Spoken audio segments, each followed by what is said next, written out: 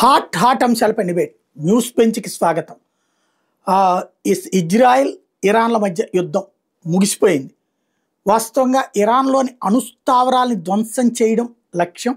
అలాగే భవిష్యత్తులో ఇరాన్ నుంచి అణ్వస్త్ర భయం ప్రపంచానికి లేకుండా చూస్తామని ప్రకటించింది ఇజ్రాయెల్. ఆ తర్వాతను చూస్తే యుద్ధాన్ని మధ్యలో విరమించింది. ఇప్పుడు అమెరికా దాడులు చేసింది, విధ్వంసం చేసింది అని ప్రకటించింది. కానీ IAEA అక్కడ అణు రియాక్టర్లు అలాగే ఉన్నాయి అని తేల్చింది. కాబట్టి ఓవరాల్గా యుద్ధం అయితే విరమణ జరిగింది. దీంట్లో ఎవరు గెలిచినట్టు ఎవరు ఓడినట్టు ఈ ఇంపాక్ట్ ప్రపంచం మీద ఏ విధంగా ఉండబోతుంది, ఈ అంశాలకు సంబంధించి మాట్లాడింది ప్రస్తుతం మనతో పాటు ఉన్నారు జాతీయవాద విశ్లేషకులు మామిడి గిరిధర్ గారు. నమస్తే అండి. నమస్తే సాయి గారు, మీకు ప్రేక్షకులకు నమస్కారాలండి. ప్రధానంగా ఈ యుద్ధానికి సంబంధించినటువంటి అంశంలో ఎవరు గెలిచినట్టు ఎవరు ఓడినట్టు అనుకోవాలి మనం? యుద్ధంలో గెలుపు ఓటములు అన్నవి తాత్కాలికమేనండి. ఎప్పుడైనా దీర్ఘకాలీనంగా గెలుపు ఓటములు అన్నవి కాలం నిర్ణయిస్తుంది. ఎందుకంటే ఇప్పుడు చేసిన దాడులలో ఇరాన్ గణనీయంగా దెబ్బతింది. వాళ్ళ యొక్క అణువాస్త్రాలు తయారు చేసే కెపాసిటీని వీళ్ళు బాగా ధ్వంసం చేశారు. సరే, IAEA ఇంకా ఇన్వెస్టిగేట్ చేయలేదు. IAEA international atomic energy agency నుంచి మనకి ఇంకా రిపోర్ట్ రాలేదు. అక్కడ ఉన్నటువంటి సైట్స్ కి యాక్సెస్ ఇవ్వమని వాళ్ళు కోరారు. కానీ అసెస్మెంట్ చాలా భిన్నంగా ఉన్నాయి. For instance CNN, New York times లో వీళ్ళంతా రిపోర్ట్స్ ఏమొచ్చాయంటే బహుశా వీళ్ళు అనుకున్నంత ధ్వంసం అవ్వలేదు, త్వరలోనే కొన్ని నెలల్లోనే దీన్ని మళ్ళీ వాళ్ళు రిపేర్ చేసి దాన్ని మళ్ళీ యాక్టివేట్ చేయొచ్చు అని చెప్పి కొన్ని రిపోర్ట్స్ వస్తుంది. ఇవన్నీ కూడా ఏంటంటే స్పెక్యులేషన్స్, ఏవి కూడాను మనం నిర్ధారించి చెప్పలేము ఇదే ఇలా జరిగింది అని. ఎందుకంటే మనకు బాంబ్ డిస్ట్రక్షన్ అసెస్మెంట్ అంటారు. ఆ అసెస్మెంట్ ఏదైతే ఉందో ఇంకొక జరగలేదు. అమెరికా వాళ్ళకు ఉన్నటువంటి ఇంటెలిజెన్స్ ప్రకారం డ్యామేజ్ జరిగింది, అక్కడ బాగా ధ్వంసం జరిగింది, ధ్వంసం అయింది లోపల అన్నది విషయం మాత్రం వాళ్ళకి తెలుసు.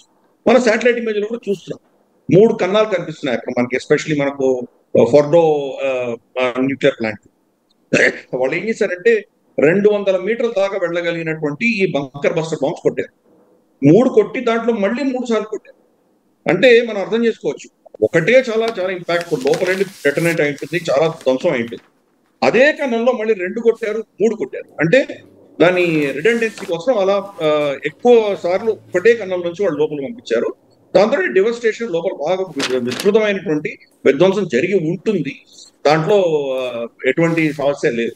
కాకపోతే ఇది అమెరికా చేస్తుంది అని వాళ్ళకి తెలిసి ముందట్టుగానే వాళ్ళ న్యూక్లియర్ మెటీరియల్ అంతా కూడా ఎక్కడో దాచిపెట్టారు.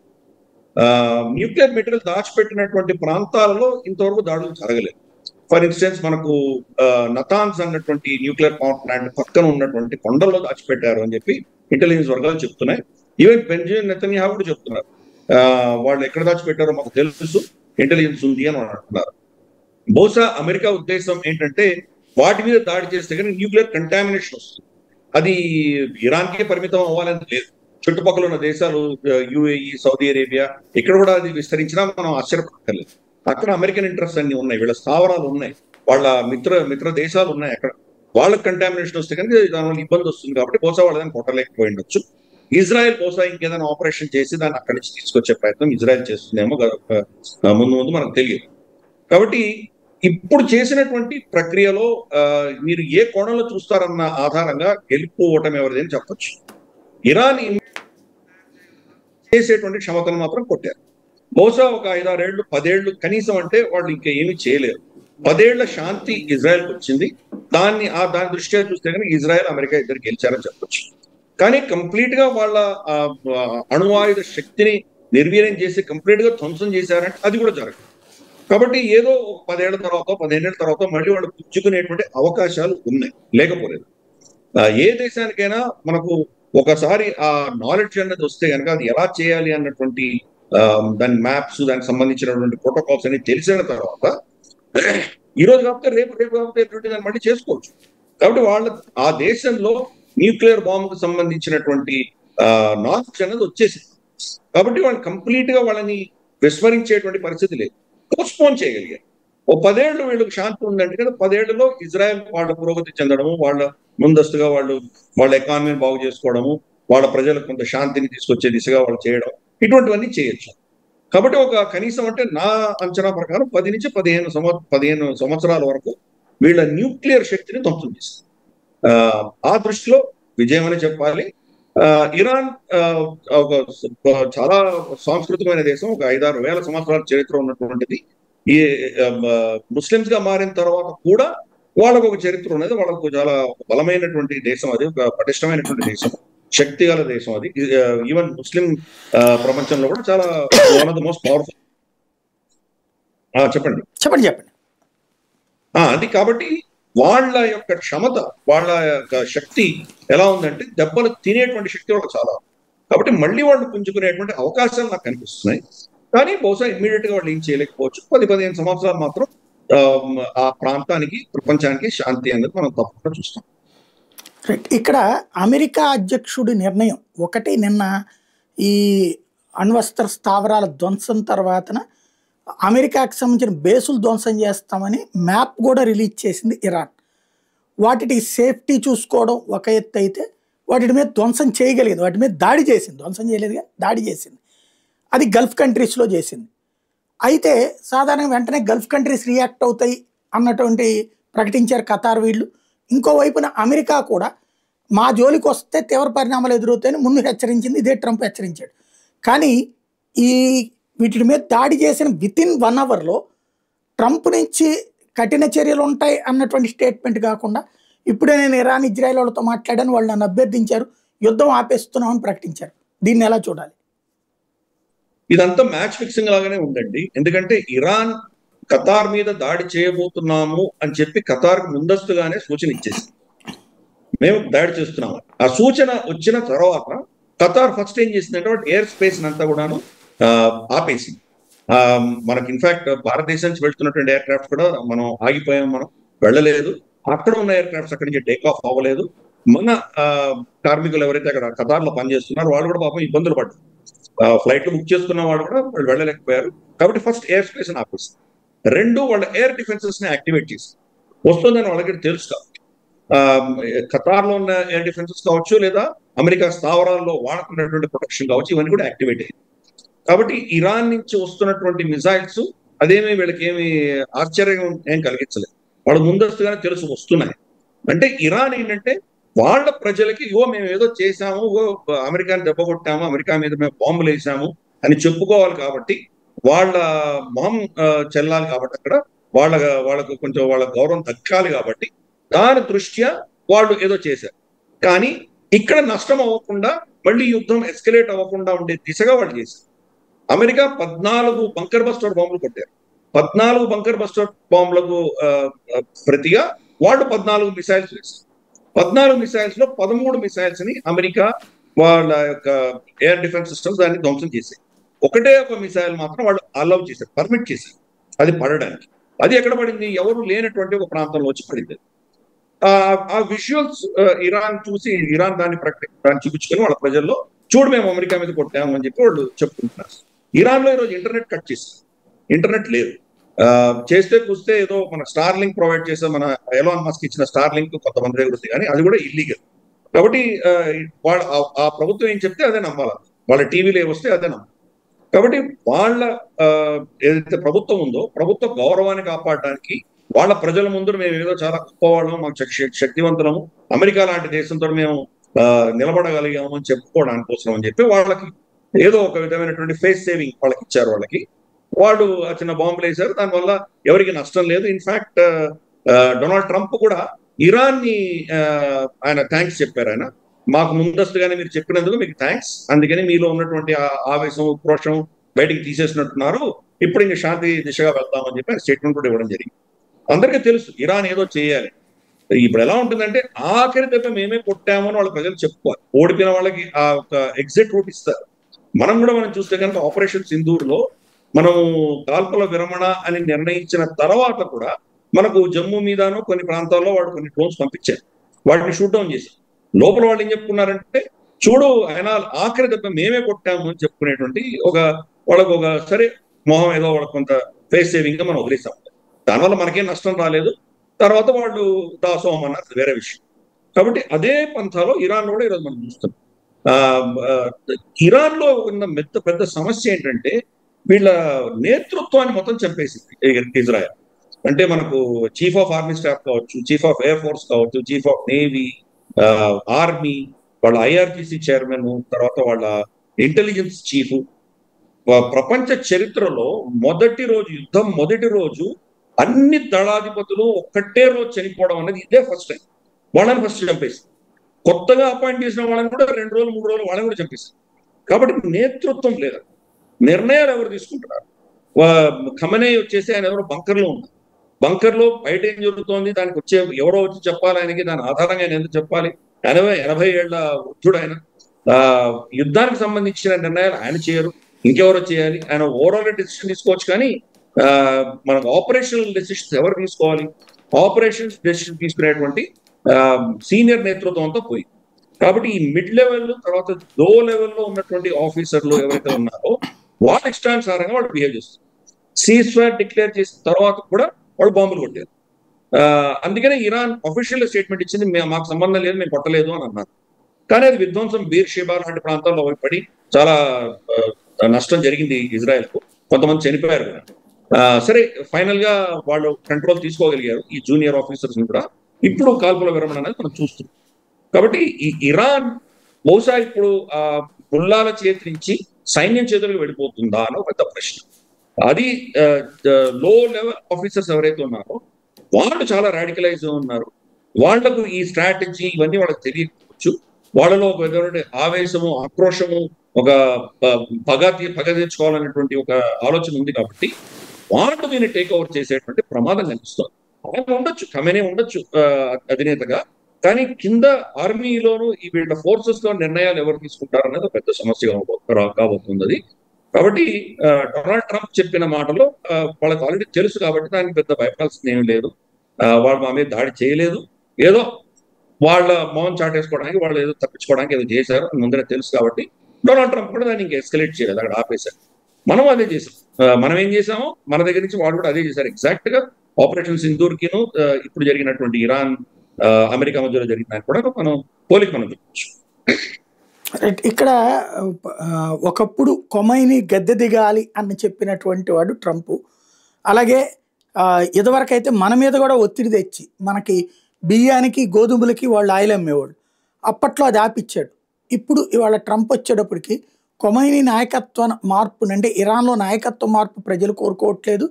అట్లాగే చైనా వాళ్ళకి కోట్ చేస్తూ ఆయిల్ కొనుక్కోమని చెప్పి సలహా ఇవ్వడం, దీన్ని ఎలా చూడాలి?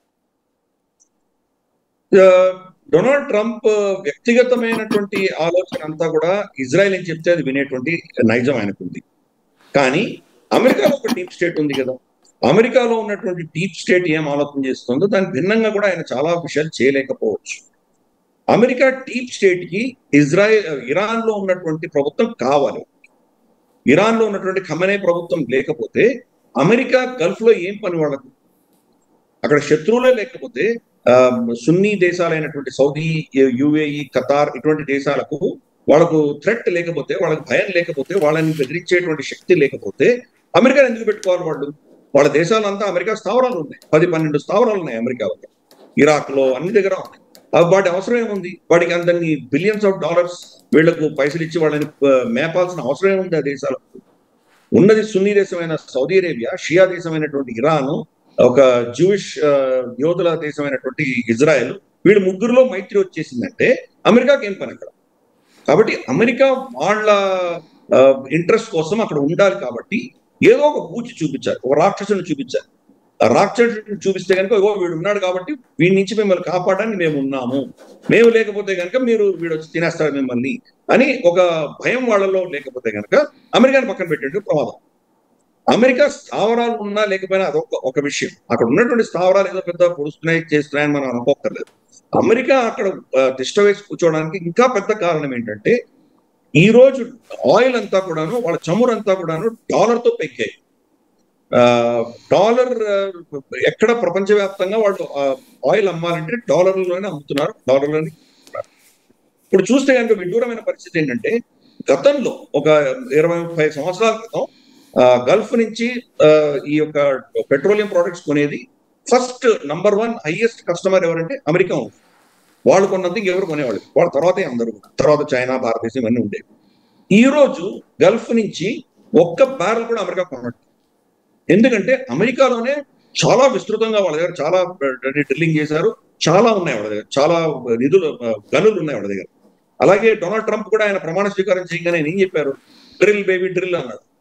కాబట్టి వాళ్ళ దగ్గర చాలా ఉంది. ఎంత ఉందంటే కనుక ప్రపంచానికంతా సప్లై చేయగలిగినంత బండారాలు ఉన్నాయి వాళ్ళ దగ్గర. కాబట్టి వాళ్ళు గల్ఫ్ నుంచి కొనట్లేదు. కానీ వాళ్ళ ఆయిల్ని అమ్ముకోవడానికి ఇక్కడ అస్థిరత కనుక వచ్చి ఇక్కడ నుంచి ఆయిల్ రాకపోతే దానివల్ల అమెరికన్ కంపెనీస్ లాభం వస్తుంది. అదే పంథాలో మనం రష్యా నుంచి జర్మనీకి వెళ్తున్నటువంటి సముద్రం లోపల ఉన్నటువంటి ఆయిల్ పైప్ లైన్ ని అమెరికానే పేల్చేసింది. కానీ అది రష్యా పేల్చిందని, ఏదో యుక్రెయిన్ పేల్చిందని ఎవరి పేరు మీద వాళ్ళు పోసేస్తారు. దాన్ని పేల్చేయడం వల్ల ఏమైందంటే రష్యా నుంచి చాలా తక్కువ ధరలో వస్తున్నటువంటి చమురు మనకి యూరోప్ కి అది కట్ అయిపోయింది. ఈ రోజు యూరోపియన్ దేశాలని అమెరికా నుంచి కొంటుంది, ఎక్కువ ధర పెట్టి అమెరికా నుంచి కొంటుంది. కాబట్టి అమెరికా ఇటువంటి పని చేస్తున్నారు. అంటే ఎక్కడెక్కడ ఈ యొక్క నిధులు ఉన్నాయో వాటినన్నింటినీ కూడా నిర్వీర్యం చేయడం, అక్కడి నుంచి అక్కడ అస్థిరత క్రియేట్ చేయడం, అక్కడి నుంచి ఎవరు తీసుకోలేకపోవడం, అటువంటి పరిస్థితి వస్తే అందరూ అమెరికా మీద డిపెండ్ అవుతారు. అది వాళ్ళ యొక్క ప్లాన్ అన్నమాట. భారతదేశం కూడా ఇప్పుడు మనం చూస్తే ఫస్ట్ మనం అన్నిటికంటే ఎక్కువ చమురు కొంటుంది రష్యా నుంచి కొంటుంది. 2వ నంబర్లో ఇరాక్ ఉంది, 3వ నంబర్లో అమెరికా. ఇప్పుడు కనుక పర్షియన్ గల్ఫ్ లోనే గొడవ అవుతాం, స్టేట్ ఆఫ్ హార్మోస్ ఏదో ఆగిపోవడం లేదా ఇటువంటి అస్థిరత ఏమైనా ఉందంటే ఇరాక్ నుంచి రావాల్సినటువంటి ఆయిల్ మనకి ఆగిపోతుంది. అప్పుడు ఇంకేం చేయాలి, మనం రష్యా నుంచి కొనుక్కోవడం పెంచుకోవాలి, తర్వాత అమెరికా నుంచి పెంచుకోవాలి. కాబట్టి అమెరికాకి లాభం కదా అది. కాబట్టి ఈ యొక్క లాబీ వల్ల వాళ్ళ స్థావరాలు అక్కడ ఉండాలి, గల్ఫ్ లో ఉండాలి. వాళ్ళ స్థావరాలు అక్కడి నుంచి తీసేస్తే కనుక ఈ డాలర్ కంట్రోల్ ఆయిల్ మీద పోతుంది.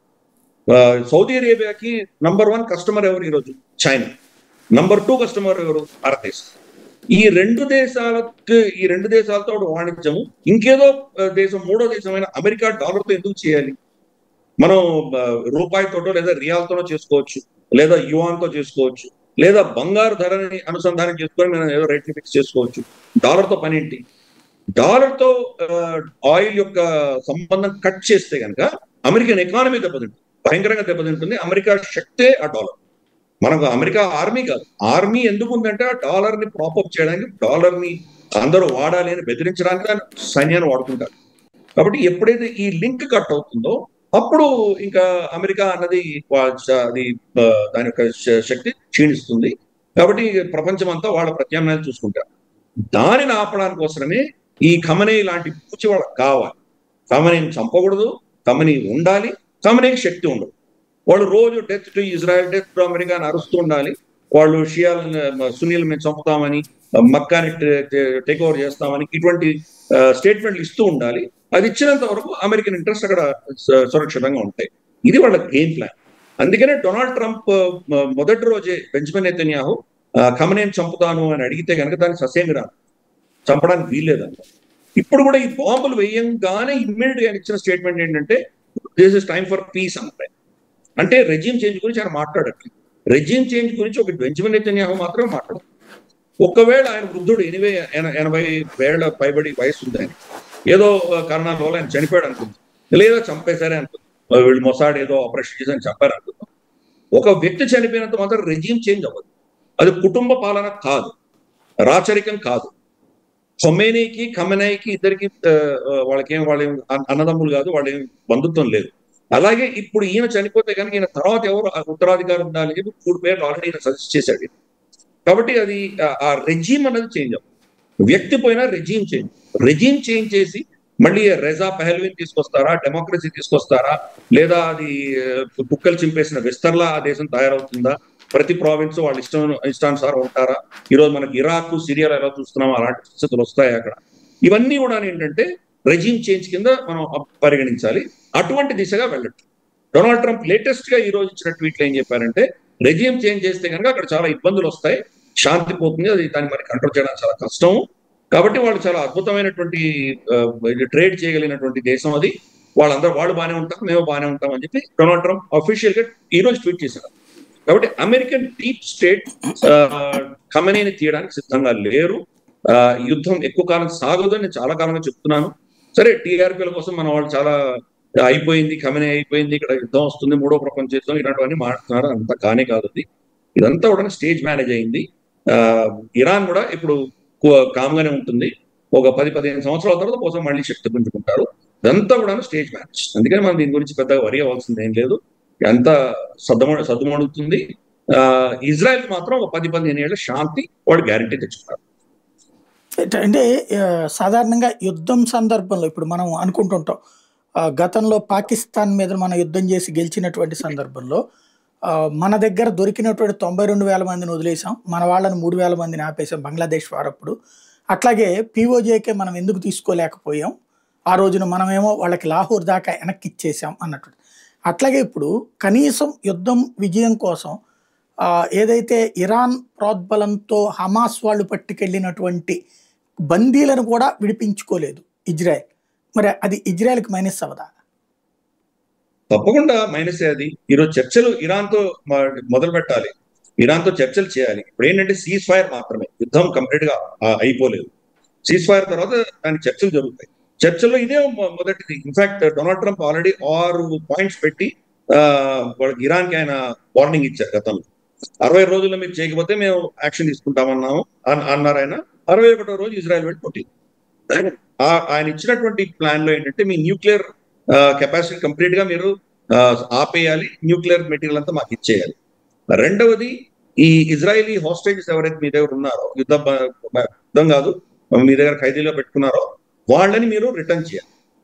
దాంట్లో 20 మందే బతుకున్నారని మనకు తెలుస్తుంది. ఒక 30 మంది చనిపోయారు, వాళ్ళ శవాలు ఉన్నాయి. సో శవాలను కూడా వాళ్ళు కబ్జా పెట్టుకున్నారంటే ఇంత కిరాతకమో మనం అర్థం చేసుకోవచ్చు. ఈ 50 మందిని రిటర్న్ చేయమని చెప్పేసి ఆ షరతుల్లో ఒక కీలకమైన షరతు ఉంది అది. తర్వాత ఈ ప్రాక్సీలు ఏవైతే ఉన్నాయో, హిజ్బుల్లా, హమాస్, హౌతీలు, వీళ్ళకి ఫండింగ్ మీరు ఆపేయాలి. వీళ్ళు మళ్ళీ ఆ ప్రాంతం అంతా వీళ్ళు ఒక అస్థిరత తీసుకొచ్చే దిశగా వాళ్ళకి శక్తి ఉండకూడదు, మీరు దాంట్లో జోక్యం చేసుకోకూడదు అన్నది కూడా ఒక పాయింట్. మీరు ఇవన్నీ చేస్తే మీ మీద ఆంక్షలు ఎత్తేస్తాం, మీతో కూడా మామూలుగా వాణిజ్యం చేస్తాం, మీ దగ్గర మేము ఆయిల్ కొనుక్కుంటాము, మీరు ప్రపంచంలో ఎక్కడైనా అమ్ముకోవచ్చు, నార్మల్ గా ఉండొచ్చు మీరు, కాబట్టి దానికి మాకేం అబ్జెక్షన్ లేదు, కానీ ఈ షరతులు మీరు తప్పకుండా యాక్సెప్ట్ చేయాలి అని చెప్పేసి కండిషన్ పెట్టారు.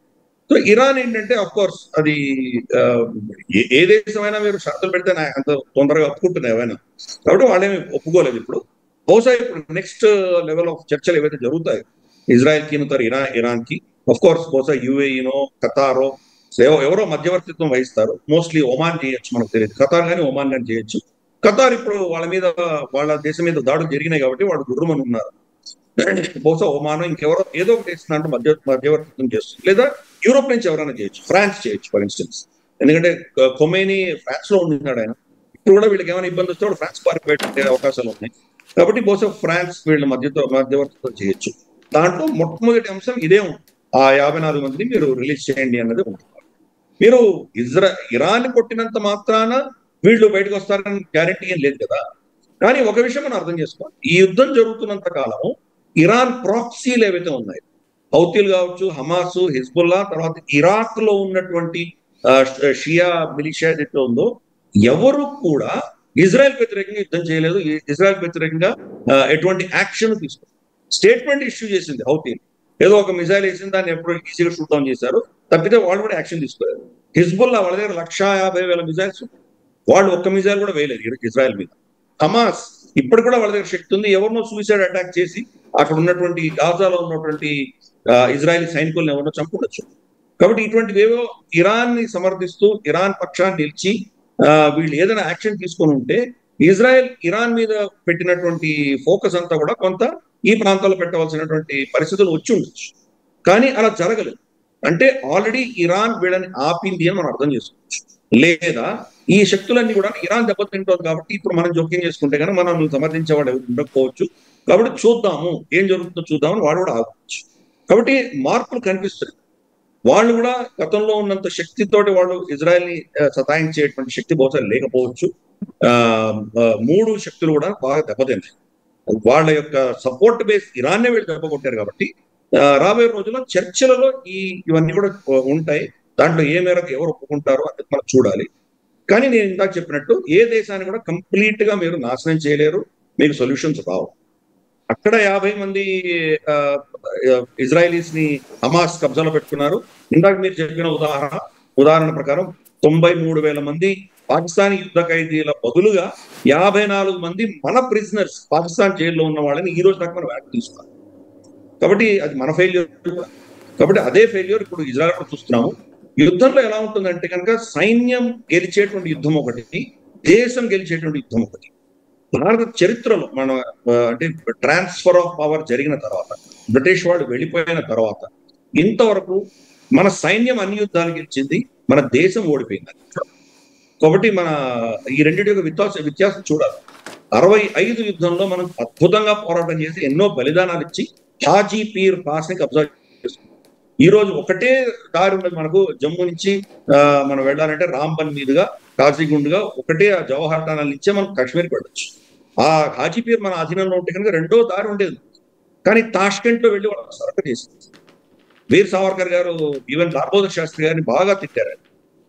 అది సరెండర్ చేసే అధికారం నీకు ఎవరు ఇచ్చారు? నువ్వు ఈ దేశానికి అధినేత కాదు, నువ్వు ఈ దేశం నీ సొంతం కాదు, వాళ్ళ సైనికులు యుద్ధం చేసి గెలిచిందానికి ఎలా ఇచ్చారు? కాబట్టి సైన్యం గెలిచింది కానీ మనం ఇచ్చేసాం. అలాగే 71లో కూడా మన సైన్యం ఇచ్చేసాం. అలాగే ఎన్నో మన యుద్ధ చరిత్రలో అలాగే ఉంది. సైన్యం యొక్క విజయం బహుశా దేశం తర్వాత ఓడిపోయింది. మన కార్గిల్ యుద్ధంలో వాళ్ళని వెనక్కి నెట్టగలిగాం, కానీ తర్వాత మన మీద ఎన్ని దాడులు జరిగింది, ఎన్ని ఉగ్రవాద చర్యలు జరిగినాయి. మనం బాలాకోట్ కొట్టాం, తర్వాత మనకు పహల్గాం కాలేదా? ఇప్పుడు పహల్గాం తర్వాత వాళ్ళని ఆపరేషన్ సింధూర్ ఇంకా కొట్టొచ్చాం. ఒకసారి 2-3 సంవత్సరాల తర్వాత మళ్ళీ వాళ్ళు ఏదో చేస్తారు. కాబట్టి దీనికి పర్మనెంట్ సొల్యూషన్స్ అంటే ఏం ఉండవు. పోస్ట్ పోన్ చేసుకోవచ్చు. కొంత శాంతి, కొంతకాలం మనం కొన్ని సంవత్సరాలు కొంత సమయం వరకు శాంతి అనేది మనకు చూస్తాం.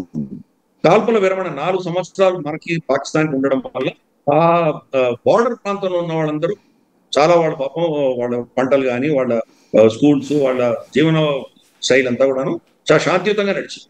ఈ ఆపరేషన్ సింధూర్ జరిగేంత వరకు కూడాను 4 ఏళ్ళు వాళ్ళకి శాంతి. కాబట్టి ఏదైనా కొంతకాలమే ఉంటుంది. ఇజ్రాయెల్ హమాస్ యుద్ధం కూడా వీళ్ళు ఇంత గెలిచినా కానీ కూడా బహుశా 50 మందిని వెనక్కి తెచ్చుకున్నా కానీ కూడా ఒక 2-3 సంవత్సరాల తర్వాత మళ్ళీ వాళ్ళకు అక్కడి నుంచి సమస్య వచ్చేటువంటి ప్రాబ్లమ్స్ ఉన్నాయి. ఎందుకంటే మనము ఒక ఏంటంటే దీర్ఘకాలీనమైన సమస్యకు ఒక సింపుల్ గా ఏదో మనకు ఆస్ప్రోనో లేదా డిస్ప్రినో లేదా ఏదో పారాసెటమాల్ ఇచ్చి మనకి దాని సమస్య పరిష్కారం మనం చేయలేము. అక్కడ ఉన్నది మతమౌఢ్యము, అక్కడ ఉన్నటువంటిది చాలా క్లియర్ కట్ గా ఒక సిద్ధాంతానికి ఆధారంగా వాళ్ళు యుద్ధం చేస్తున్నారు. ఆ సిద్ధాంతాన్ని మీరు టచ్ చేయనంత వరకు కూడా ఈ సమస్యలకు పరిష్కారం రాదు. సేమ్ పాకిస్తాన్ తో అదే పరిస్థితి. పాకిస్తాన్ ఇరాన్కి ఏమి తేడా? ఈ రెండు కూడా మతమౌఢ్యంతో నడుస్తున్నటువంటి దేశాలు. కాబట్టి మీరు ఆ మతమౌఢ్యాన్ని మీరు అటాక్ చేయనంత వరకు ఇక్కడ ఎంతమంది చెప్పినా రక్త బీజుల్లో పుట్టుకొస్తూనే ఉంటారు వాళ్ళు. అదే అందుకని చెప్తున్నాం కదా, కొంతకాలం వీళ్ళకి శాంతి మాత్రం మనం ఎక్స్పెక్ట్ చేయొచ్చు. భారతదేశం కూడా అంతే. మనకు బహుశా ఇంకో 2-3 ఏళ్ళు మనకు శాంతి ఉంటుంది. 2-3 ఏళ్ల తర్వాత పెద్ద దాడి జరుగుతుంది. పైపెచ్చు ఇంత దెబ్బతున్నారు కాబట్టి ఇంకా విస్తృతంగా వాళ్ళలో కొన్ని శక్తులు పెద్ద ఘటన చేసేటువంటి ప్రయత్నము ప్లానింగ్ వాళ్ళు తప్పకుండా చేస్తుంటారు. పాకిస్తాన్ చేస్తోందని మనకు ఆల్రెడీ తెలుసు. ఇరాన్ కూడా అదే చేయబోతోంది. బహుశా కొన్ని ఎయిర్ క్రాఫ్ట్ షూట్ డౌన్ చేయడము లేదా హైజాకింగ్ చేయడము ఇటువంటివన్నీ కూడా వాళ్ళు చేసినా మనం ఆశ్చర్యపడతారు. వాళ్ళ ప్రాక్సీస్ ఉన్నారు, ప్రాక్సీస్ ఏమైనా చేయొచ్చు. దెబ్బతిన్నటువంటి త్రాచు తిరిగి మళ్ళీ పొసగొట్టేది కొడుతుంది. కాబట్టి అటువంటి పరిస్థితి 2 దేశాలు కూడా మనం చూస్తున్నాము. ప్రస్తుతానికి దెబ్బతిన్నారు కానీ మళ్ళీ వాళ్ళు లేచినప్పుడు కొట్టగలిగినటువంటి రోజులు వస్తాయి. అంతవరకు కొంత టెంపరీ శాంతి అనేది మన భారతదేశానికి ఇజ్రాయెల్ కూడా ఉంది. ఫైనల్ గా ఒకటి చెప్పండి, అమెరికా ఇప్పుడు మళ్ళీ అకస్మాత్తుగా తన స్టైల్ మార్చుకుని ఇటు ఇరాన్ని ప్రోత్సహిస్తుంది, అటు పాకిస్తాన్ని ప్రోత్సహిస్తుంది. ఒకప్పుడు ఆ ఇరాన్ మీద ఆంక్షలు, పాకిస్తాన్ మీద ఆంక్షలు, ఆర్థిక ఆంక్షలు పెట్టించింది. కానీ ఈ 2 దేశాలు దాదాపుగా 12 ఉగ్రవాద సంస్థల్ని నడిపిస్తున్నాయి. మరి ఆ ఉగ్రవాద సంస్థలకు ఆటోమేటిక్గా ఊతం వస్తే ఈ మళ్ళీ ప్రపంచాన్ని ఇబ్బంది పెట్టేటటువంటి పరిస్థితి. ఈవెన్ ఒకప్పుడు అమెరికా కూడా విక్టిమ్, ఫారిన్ కంట్రీస్ అన్ని కూడా, యూరోప్ కంట్రీస్ కూడా విక్టిమ్. ఎందుకని అట్లాంటి స్టాండ్ తీసుకోవడం? చెప్పాను కదా, వాళ్ళకి ఏదో బూచిని చూపించాలి, ఓ రాక్షసుని చూపిస్తే గానీ వాళ్ళ ప్రెసెన్స్ అక్కడ ఉంది. ఈ రోజు పాకిస్తాన్ లో ఉన్న టెర్రరిస్ట్ ఆర్గనైజేషన్స్ ఫండింగ్ ఎక్కడి నుంచి వస్తుంది? అమెరికా నుంచి వస్తుంది. అమెరికా ఇచ్చినటువంటి IMF లోన్స్ కావచ్చు, లేదా ఇతరత్ర వాళ్ళకు ఉన్న US ఎయిడ్ నుంచి వచ్చినటువంటి పైసలు కావచ్చు, వీటితోనే నడుస్తుంది. ఫర్ ఇన్స్టెన్స్ అక్కడ ఉన్నటువంటి ఐసిస్ ఖొరాసాన్ అన్నటువంటి ISIS-K అన్నటువంటి ఒక టెర్రరిస్ట్ ఆర్గనైజేషన్ ఏదైతే ఉందో అది డైరెక్ట్లీ పాకిస్తాన్ ISI తయారు చేసింది. ఎందుకు తయారు చేసింది? అది ఆఫ్ఘాన్ తాలిబాన్కి వ్యతిరేకంగా ఒక శక్తి ఉండాలి ఆఫ్ఘనిస్తాన్. దానికి ఫండింగ్ ఎక్కడి నుంచి వస్తుంది? అమెరికా నుంచి వస్తుంది. అలాగే ఆ ఐసిస్ ఖొరాసాన్ని బలూచిస్తాన్లో పంపించారు. బలూచీలను వీళ్ళు ఎదుర్కోలేక వీళ్ళ సైన్యం ఓడిపోతుంది కాబట్టి అక్కడ పంపించి మతమౌఢ్యంతో అక్కడ బలూచీలకు వ్యతిరేకంగా వాళ్ళని చంపే ప్రయత్నం చేస్తున్నారు. కాబట్టి ఇవన్నీ కూడా ఏంటంటే మనకు దేని వెనకాల డొంక తీసినా మనకు అమెరికా హస్తం అని కనిపిస్తుంది. ఐసిస్ ని తయారు చేసింది అమెరికా. కాబట్టి ఈవెన్ హమాస్ ని తయారు చేసింది గతంలో అప్పుడు ఉన్నటువంటి యసార్ అరాఫాత్ కి ఒక ఆల్టర్నేట్ గా ఒక శక్తి ఉండాలి అని చెప్పేసి వాళ్ళు తయారు చేశారు. తర్వాత వాళ్ళు చేజారిపోయి రాక్షస శక్తి అయింది, అది వేరే విషయం. అలాగే మనకు కూడా మనకు ఖలిస్తానీ మనకు బింద్రాన్ వాళ్ళని ఎవరు తయారు చేశారు? ఇందిరాగాంధీ గారు తయారు చేసింది. అప్పుడున్నట్టు అకాలీలను ఓడించడానికి కోసం ఇంకో శక్తి నిలబెట్టి ఆ శక్తి ఆవిడ చేజారిపోయి రాక్షసిలా తయారైంది. కాబట్టి అదే పరిస్థితి అమెరికా చేస్తుంది అదే. కాబట్టి ఈ దేశాలలో ఉన్న టెర్రరిస్టులు అందరూ ఏదో ఆ దేశాలు తయారు చేసినాయి అని చెప్పి మనం అనుకోవడానికి వీల్లేదు. ఇదంతా దీని వెనకాల అమెరికా హస్తం తప్పకుండా కనిపిస్తుంది. అమెరికా డీప్ స్టేట్ ఏంటంటే అస్థిర వాతావరణం ఉంటేనే వాళ్ళు కంట్రోల్ పెట్టుకోవచ్చు, వాళ్ళ అస్త్రాలు అమ్ముకోవచ్చు.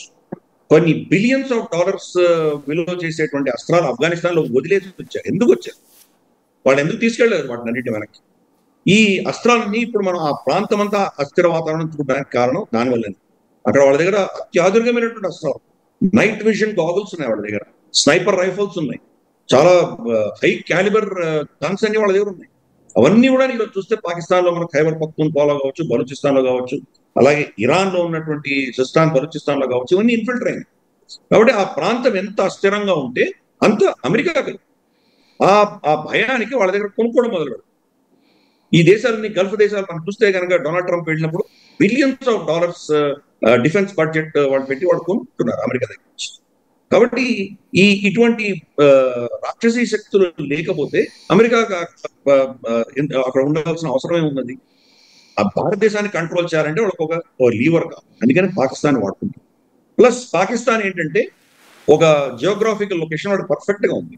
అక్కడి నుంచి వాడు రష్యా మీద దాడి చేయొచ్చు, అక్కడి నుంచి చైనా మీద దాడి చేయొచ్చు, ఆఫ్ఘనిస్తాన్ లో ఏమైనా దాన్ని కంట్రోల్ చేయొచ్చు, కింద ఇరాన్ లో వీళ్ళు ఏమైనా ఆపరేషన్ చేయాలంటే ఇరాన్ వాడుకోవచ్చు.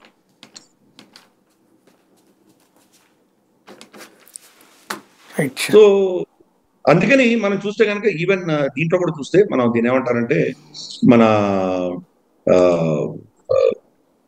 సారీ దీని ఏమంటారంటే మన దాంట్లో మనకు ఈ ఆపరేషన్ లో ఏదైతే వాళ్ళు వెళ్ళి అక్కడ కొట్టారు, ఫార్డో కొట్టారు, దాంట్లో పాకిస్తానీ ఎయిర్ స్పేస్ వాడుతున్నారు. అందుకనే అసీమ్ మునీర్ ని పిలిచి లంచ్ మీటింగ్ డొనాల్డ్ ట్రంప్ ఎందుకు పెట్టాడు ఆయన? అసీమ్ మునీర్ ఎవరు? అసీమ్ మునీర్ లంచ్ మీటింగ్ చేయాల్సిన అవసరం ఉంటుంది. అది వాళ్ళ ప్రధానమంత్రిని ఎందుకు పిలవలేదు? వాళ్ళ ఆర్మీ చీఫ్ ఎందుకు పిలిచారు?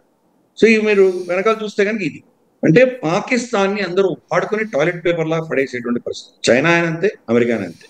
కాబట్టి వాడుకోవడానికి పాకిస్తాన్ కావాలి. రేపు పాకిస్తాన్ వాళ్ళ మాట వినాలి అంటే కానీ పాకిస్తాన్కి కావాల్సిన 4 ముక్కలు పడేస్తారు. వాళ్ళకి కావాల్సింది ఏంటి? భారతదేశాన్ని ఎదుర్కోవడానికి కావాల్సినటువంటి శక్తి కావాలి. వాళ్ళకి ఇంకేవో కొన్ని F-16లు కావాలి, ఇంకేదో సబ్మరీన్లు కావాలి, ఇంకేదో టెక్నాలజీ కావాలి, రడార్లు కావాలి, ఏవో కావాలి. అవి అమెరికా ఇస్తుంది ఇప్పుడు పాకిస్తాన్కి. అది ఇచ్చినందువల్ల అమెరికన్ ప్రెసెన్స్ ఈరోజు పాకిస్తాన్లో ఉంటుంది. వాళ్ళ ఎయిర్ స్పేస్ కానీ, వాళ్ళ ఎయిర్పోర్ట్స్ కానీ, వాళ్ళ ఎయిర్ బేసెస్ కానీ, లేదా అక్కడ ఉన్నటువంటి నిధులు కానీ అవన్నీ కూడా అమెరికా హస్తగతం చేసింది ఆల్రెడీ పాకిస్తాన్. ఈరోజు పాకిస్తాన్ లో ప్రశ్నలు పుడుతున్నాయి. అసీమ్ మునీర్ మన దేశాన్ని అమ్మేశాడు. మనం సోషల్ మీడియాలో చూస్తే కనుక ఒక $50 బిర్యానీకి దేశాన్ని అమ్మేసుకున్నాడు అని చెప్పేసి కామెంట్లు పెడుతుంది.